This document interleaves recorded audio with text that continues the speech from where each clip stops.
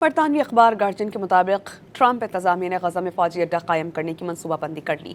350 ایکڑ سے زائد رقبے پر قائم کی جانے والی ملٹری بیس میں 5000 فوجی تعینات ہوں گے۔ یہ کثیر القومی دستے غزہ میں بین الاقوامی استحکام فورس کے تحت تعینات کیے جائیں گے۔ برطانوی اخبار نے کہا کہ غزہ بورڈ آف پیس اجلاس کے موقع پر حاصل دستاویزات کے مطابق 26 ٹاورز، چھوٹے ہتھیاروں کی رینج، بنکرز اور عسکری سامان کے گودام پر مشتمل ہوگی۔ دوسری جانب امریکی اخبار نیو یارک ٹائمز نے اپنی رپورٹ میں ٹرمپ کے غزہ پلان کو زمینی حقائق سے متصادم قرار دیا۔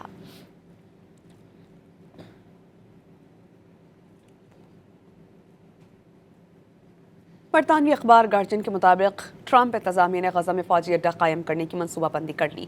350 ایکڑ سے زائد رقبے پر قائم کی جانے والی ملٹری بیس میں 5000 فوجی تعینات ہوں گے۔ یہ کثیر القومی دستے غزہ میں بین الاقوامی استحکام فورس کے تحت تعینات کیے جائیں گے۔